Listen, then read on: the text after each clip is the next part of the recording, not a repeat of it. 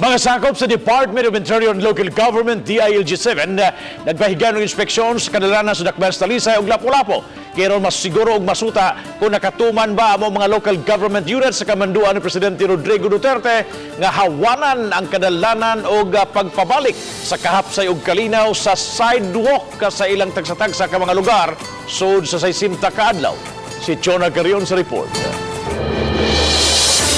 Sayo kaganang buntag nagpahiga ng pre-validation ang taga-DILG 7 sa dakbayan.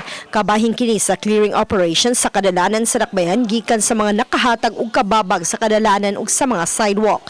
Gusto sa presidente nga huwanan ang mga sidewalk alang sa publiko. Mato ni Joy Tumulak, ang head sa City of Talisay Traffic Operations Development Authority, usa sa gisusi sa DILG ang tabunok flyover ug sa palibot niini. Kahinumduman nga ang tabunok may unang gihawanan sa mga struktura nga nakalapas sa daan ug pagpahimutang sa mga manindahay nga dili maka-obstruct sa trapiko.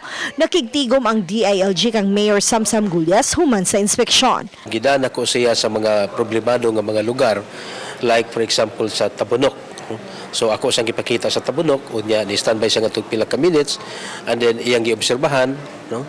So sa akong nakita niya, satisfied siya sa iyang nakita.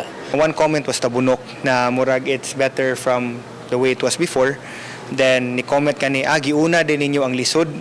Then so gitubag lang sad ni Joy na giuna na mo ang tabunok para sprout na lang sa ubang mga lugar sa Talisay ang amo ang gipangbuhat.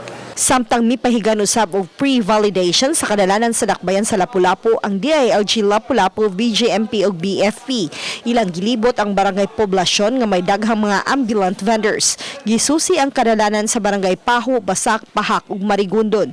90% ang nakita sa DILG nga kausaban sa sidewalk ug sa kadalanan sa dakbayan. Sa among validation, murag naa sa mga kuan structure nga nagibalik ra pod.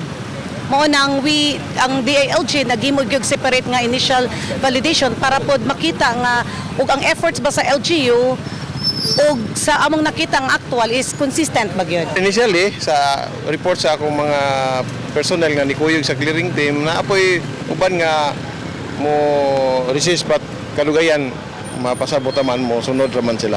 Uban ni Renante Quiñones, Chona Carrion, Balitang Bisdak.